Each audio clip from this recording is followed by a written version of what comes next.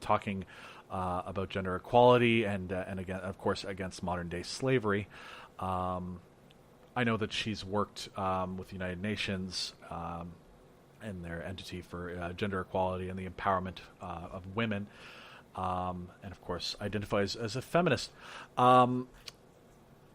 Here's what I have to say about the royal wedding. A couple of things. I actually want to talk first of all, and this is kind of an old story at this point because the wedding already went down. But I want to talk about Meghan Markle's father, Thomas, and the absolute shame that I think it is that he very well probably didn't attend that wedding just due to the coverage that he was getting in the press surrounding the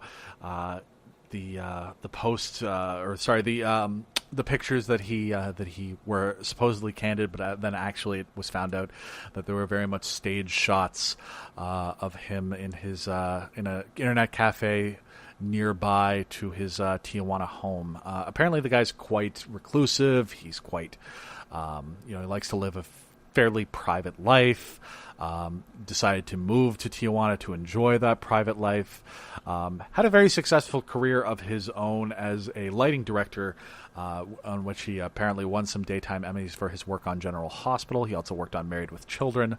But here's this guy who kind of gets dragged into the press because his daughter's marrying royalty and is almost shamed, I guess, into not attending his daughter's wedding. Now, apparently the reason that he didn't walk her down the aisle is because he wasn't able to travel because he was recovering from open heart surgery. I think that open heart surgery was probably very well may have gone down, but it was maybe pushed ahead a little bit earlier than it was maybe scheduled to be in order to give him a legitimate excuse to not travel, because he was brought into the glaring eye of the media circus a little bit too soon. What I would have to say about this is that, with somebody like Thomas Markle, he didn't ask for all of this as far as I'm concerned.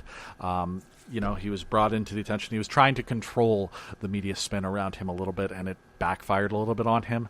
From what I understand, based on some news reports that I heard and read about this, it seems like this is not a strange thing. It seems like it's a fairly common practice thing for tabloid journalists to get pictures of their subjects.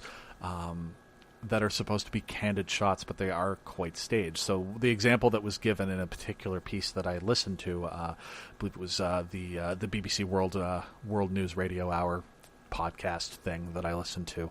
That was a ringing endorsement of the title of that show, I guess. So basically, what was sort of said, they had a paparazzi photographer on the show, and he basically told the Global News podcast from the BBC World Service. There's the title of the show.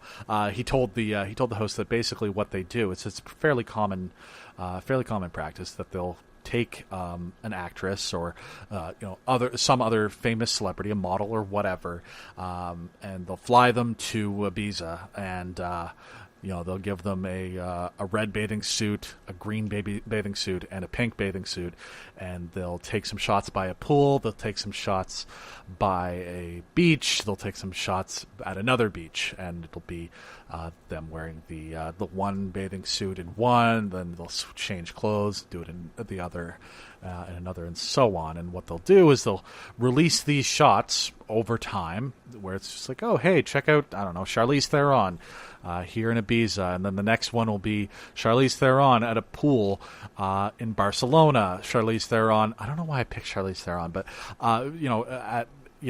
here she is chilling out in the Caribbean on a beach, and it's completely staged and it's completely contrived, but nobody jumps down anybody's throat about it because it's ultimately not that consequential, right? Like, it's just like there's a desire to have these shots by some folks, and they want to see these pictures of celebrities, and the celebrities want to have their image out there for people to enjoy. So yeah, maybe they were never actually in Barcelona at the time that they were supposed to be in Barcelona, or maybe they were, but these pictures were taken weeks ago, right?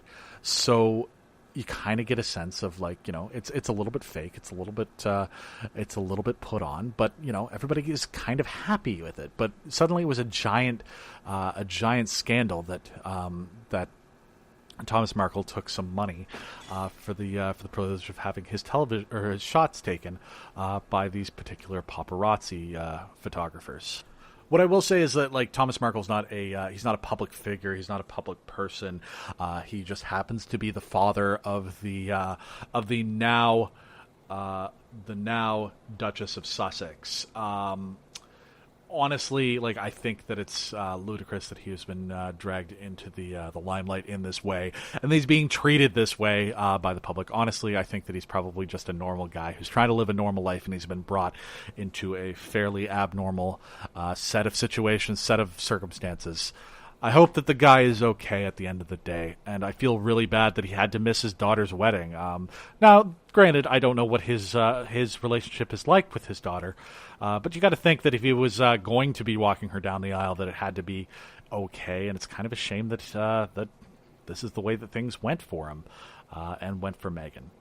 As I understand, it was beautiful. I didn't actually get to see the wedding because I was during the ceremony. I was actually getting ready to leave for the wedding that I was actually attending. I did get to see some pictures on Twitter. Everybody looked very nice. Meghan Markle's dress seemed like ridiculous and impractical, but very beautiful, which is basically, I guess, what you want from a wedding dress anyhow, is for it to be very beautiful, particularly if you're literally marrying a prince. That's probably what you're after. The other thing that I wanted to bring up about this, though, is some of the commentary that I saw surrounding the actual presentation of the wedding on social media. People commenting on the circumstances surrounding the wedding. So some of the context for this is that there was very tragically another major mass shooting at a school, this time in Texas, where another frustrated white guy took his frustrations out with a gun, and obviously a very sad set of circumstances. I don't think that I need to say anything more necessarily about the shooting, other than it happened. It's absolutely tragic, and of course something needs to be done. I did see a lot of commentary about this, and the broad take seems to be, imagine if people cared as much as they do about the royal wedding, about things that actually matter. So every single one of you who has written something like that, I understand you're coming at it from a place of genuine care. You're interested in what's happened in the world, that you think that's quite important to you.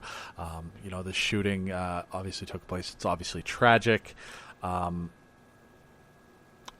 Here's the thing: the royal wedding was always going to be front page news. So it's going to be something that people were incredibly interested in. It's always going to be a very important human interest piece, insofar as human interest pieces are ever truly important. Of course, by their very nature, they're not hard news, but they are. This is one of the most recognizable people in the English speaking world getting married. That's just sort of the long and short of it. And this is something that people just, they enjoy. It's something that people like. And that's fine. And it can be front page news as far as I'm concerned. And there's no reason to shit all over it because it's not something that you're interested in yourself.